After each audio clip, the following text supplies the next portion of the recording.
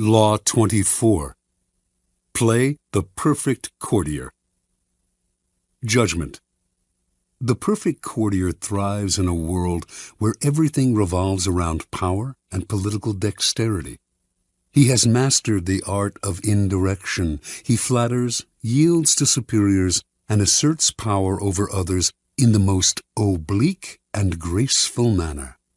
Learn and apply the laws of courtiership, and there will be no limit to how far you can rise in the court. Court society. It is a fact of human nature that the structure of a court society forms itself around power. In the past, the court gathered around the ruler and had many functions. Besides keeping the ruler amused, it was a way to solidify the hierarchy of royalty, nobility, and the upper classes, and to keep the nobility both subordinate and close to the ruler, so that he could keep an eye on them. The court serves power in many ways, but most of all, it glorifies the ruler, providing him with a microcosmic world that must struggle to please him. To be a courtier was a dangerous game. A 19th century Arab traveler to the court of Darfur, in what is now Sudan, reported that courtiers there had to do whatever the Sultan did.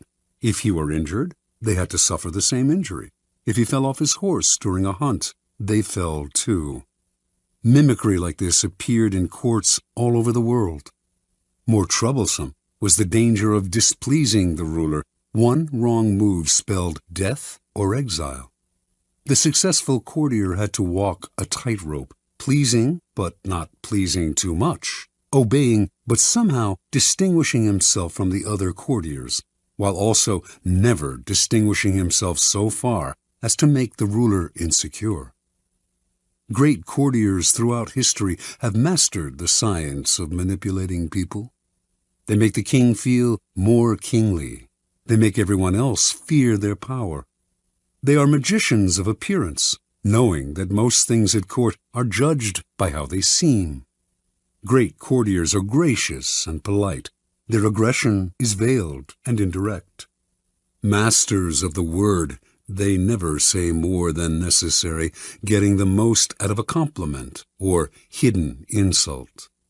They are magnets of pleasure. People want to be around them because they know how to please. Yet they neither fawn nor humiliate themselves. Great courtiers become the king's favorites, enjoying the benefits of that position.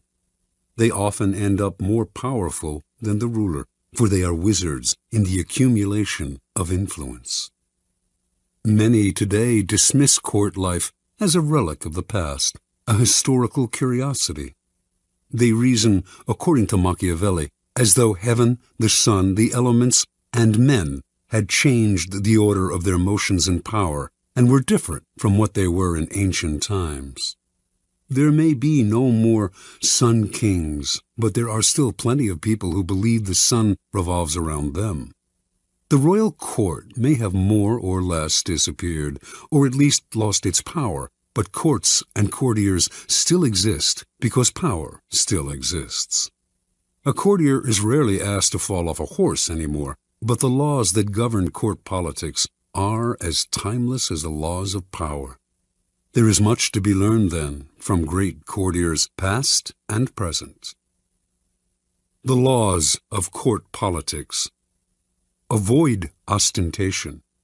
It is never prudent to prattle on about yourself or call too much attention to your actions. The more you talk about your deeds, the more suspicion you cause. You also stir up enough envy among your peers to induce treachery and backstabbing. Be careful, ever so careful, in trumpeting your own achievements, and always talk less about yourself than about other people. Modesty is generally preferable. Practice nonchalance. Never seem to be working too hard. Your talent must appear to flow naturally, with an ease that makes people take you for a genius rather than a workaholic. Be frugal with flattery. It may seem that your superiors cannot get enough flattery, but too much of even a good thing loses its value. It also stirs up suspicion among your peers. Learn to flatter indirectly, by downplaying your own contribution, for example, to make your master look better. Arrange to be noticed. There is a paradox. You cannot display yourself too brazenly, yet you must also get yourself noticed. You stand no chance of rising if the ruler does not notice you in the swamp of courtiers. This task requires much art. It is often initially a matter of being seen in the literal sense. Pay attention to your physical appearance then, and find a way to create a subtly distinctive style and image.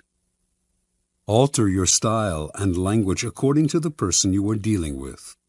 The pseudo-belief in equality, the idea that talking and acting the same way with everyone, no matter what their rank, makes you somehow a paragon of civilization, is a terrible mistake.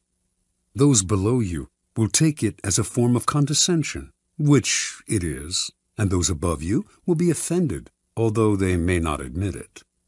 You must change your style and your way of speaking to suit each person. This is not lying, it is acting, and acting is an art, not a gift from God. Learn the art. Never be the bearer of bad news. The king kills the messenger who brings bad news. This is a cliché, but there is truth to it. You must struggle and, if necessary, lie and cheat to be sure that the lot of the bearer of bad news falls on a colleague, never on you. Bring only good news, and your approach will gladden your master. Never affect friendliness and intimacy with your master. He does not want a friend for a subordinate. He wants a subordinate. Never approach him in an easy, friendly way, or act as if you are on the best of terms. That is his prerogative. If he chooses to deal with you on this level, assume a wary chumminess. Otherwise, err in the opposite direction and make the distance between you clear. Never criticize those above you directly. This may seem obvious, but there are often times when some sort of criticism is necessary. To say nothing or to give no advice would open you to risks of another sort. You must learn, however, to couch your advice and criticism as indirectly and as politely as possible. Think twice or 3 times before deciding you have made them sufficiently circuitous. Err on the side of subtlety and gentleness. Be frugal in asking those above you for favors. Nothing irritates a master more than having to reject someone's request. It stirs up guilt and resentment. Ask for favors as rarely as possible and know when to stop. Never joke about appearances or taste. A lively wit and a humorous disposition are essential qualities for a good courtier, and there are times when vulgarity is appropriate and engaging. But avoid any kind of joke about appearance or taste, 2 highly sensitive areas, especially with those above you. Do not even try it when you are away from them. You will dig your own grave. Do not be the court cynic. If you constantly criticize your equals or subordinates, some of that criticism will rub off on you, hovering over you like a gray cloud wherever you go. People will groan at each new cynical comment, and you will irritate them. By expressing modest admiration for other people's achievements, you paradoxically call attention to your own. The ability to express wonder and amazement and seem like you mean it is a rare and dying talent, but one still greatly valued. Be self-observant. The mirror is a miraculous invention. Without it, you would commit great sins against beauty and decorum. You also need a mirror for your actions. This can sometimes come from other people telling you what they see in you, but that is not the most trustworthy method. You must be the mirror, training your mind to see yourself as others see you. Are you acting too obsequious? Are you trying too hard to please? Do you seem desperate for attention, giving the impression that you are on the decline? Be observant about yourself, and you will avoid a mountain of blunders. Master your emotions. As an actor in a great play, you must learn to cry and laugh on command and when it is appropriate. You must be able both to disguise your anger and frustration and to fake your contentment and agreement. You must be the master of your own face. Call it lying if you like, but if you prefer to not play the game and to always be honest and upfront, do not complain when others call you obnoxious and arrogant.